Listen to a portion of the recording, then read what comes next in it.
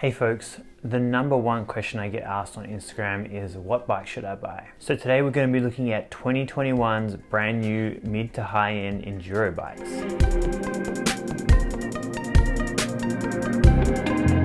I'm Hamish, and if you're new to Long and Winding, this channel is all about bringing you tales from the trails from Victoria, Australia. So if that's of interest, hit subscribe so you don't miss out. The purpose of this video is to help you find the ultimate enduro bike for 2021.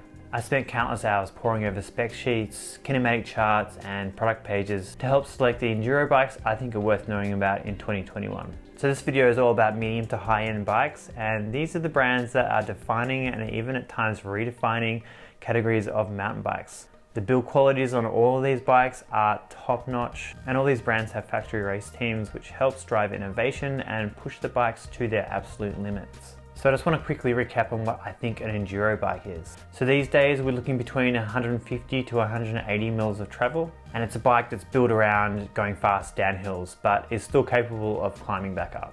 These bikes are truly amazing. They're really the do-it-all of mountain bikes these days. The spec and geometry of these bikes is really getting closer and closer to that of a downhill bike, but you're still able to climb these bikes with relative ease. All the geometry specs I'm quoting are for size medium and suspension set in the low setting where available, and all prices will be quoted in Australian and US dollars. All right, let's get stuck into it. First up, we have the all-new Evil Reckoning. Evil is a brand we don't see a lot of here in Australia, but they've always caught my eye from an aesthetic perspective, and their impressive Delta Link suspension system is known for its pedaling efficiency. The 2021 Reckoning not only looks awesome, but it's also got 5 mils more travel, it's longer and slacker, and now has a 12x157 rear axle spacing. So now you get 166 mil of travel in the rear, and the frame is designed around 160, 170, and even 190 mil fork. You can run a coil or air shock on the new Reckoning, including a push 11.6. And the 2021 bike retains the Saga meter and integrated chain guide from last year. The colours on this trail monster are looking awesome. There's this pinky orange colour which they're calling Coral Reefer, and then classic black. Pretty hard to go wrong with black. In terms of geometry, you can run the Reckoning in low and X-Low settings. In the X-Low setting, the head tube is a slack 63.9 degrees, with a 75.7 degree seat tube angle, which probably could be steeper. The reach is 455mm, which is at the longer end of the scale, and the chainstays are 432mm. That's pretty standard. As with a few bikes in this guide, the Reckoning doesn't come cheap. The GX build will cost you $9,281 Australian or $5,739 US. And from there it goes all the way up to the Access build for $13,040 Australian dollars or $8,099 US. Frame only comes in at $5,399 Australian or $3,299 US, and comes with the RockShox Super Deluxe shock. Not cheap, but you're getting a bike that's at the cutting edge of its game, and they certainly aren't dime a dozen on the trails. Overall, the Reckoning is a really unique package, and I'd love to see more Evils in general on the trail in the future. So next up is the all-new Rocky Mountain Altitude. Hailing from BC, Rocky Mountain are one of those brands with a proven track record. They make quality bikes that are ready for just about anything you can throw at them, from enduro racing to backcountry and even cross-country. The previous enduro bike was the 29er Instinct BC edition. They also had the Slayer, which is a bit more geared towards the backcountry/freeride scene. They've completely overhauled the Altitude for 2021, making it their primary enduro race weapon. The frame has 160mm of rear wheel travel and is designed around 170mm fork. And it's also now race proven in the field, with Jesse Malmead winning the first round of the EWS for 2020 on the bike. One of the interesting things Rocky Mountain's done with the Altitude is to go for wheel specific frame sizes. So this means size small runs 27 5-inch wheels only, size medium can run either 27 or 29-inch wheels, and large and XL are 29ers only. Another interesting characteristic of this bike is that you can customize the ride fit. Rocky Mountain's Ride 9 system has been around a while now. Ride 9 is basically a series of chips placed around the frame that allow you to adjust key geometry angles. The Altitude has a head tube angle of 64.4 to 65.5, which isn't exactly pushing the limits. Chainstay lengths can adjust by 10mm from 437 to 447mm. We have a reach of 449mm. And the seat tube angle comes in at 75.4 degrees. These geometry numbers overall are pretty conservative despite the adjustments, so if you're after something slacker than slack, the Altitude may not be for you. There's lots of protection on the frame, on the down tube, the chainstay and chainstay junction, and lots of room for a long dropper as well. The removable shock mount on the top tube is also another really nice touch, giving you the flexibility to add a long stroke shock or other mods down the road.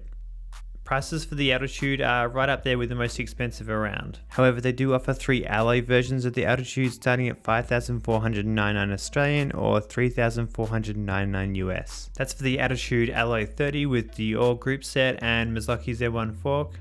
Rocky Mountain also offers 4 carbon versions of this bike, which top out at 1,699 Australian or 9,999 US for the carbon Altitude 99.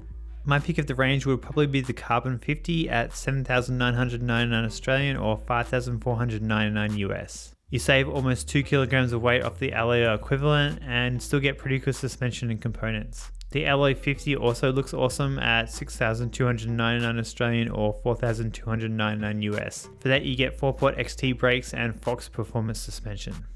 Rocky Mountain also offers a frame-only carbon version which retails at 5,999 Australian or 3,699 US. Overall, the Altitude is a really customizable, flexible and stylish package. There are loads of options to choose from, they're probably not the best value bikes around, and the geometry may not be at the bleeding edge, but Rocky Mountain are a tried and tested brand, and I really rate this new Altitude for 2021.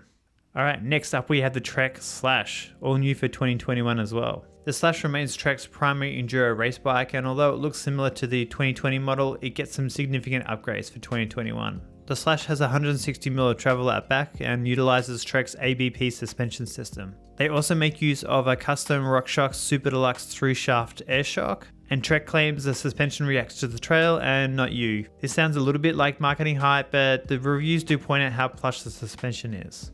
Geometry wise, unsurprisingly the Slash is a little longer and slacker for 2021. It features a 64.1 degree head tube angle, one of the slackest around, a 75.6 degree seat tube angle which in my eyes could be a little steeper for better climbing, and 450mm reach which isn't actually super long either. The Slash features in-frame storage which is something quite a few companies are adopting in recent years. The Slash features comprehensive frame protection on the down tube and chainstays along with internal cable routing which is pretty much a given at this price point. Talking of pricing, the range starts at a reasonably priced aluminium Slash 7 at 4,999 Australian or 3,499 US with an NX drivetrain and RockShox Yari RC fork.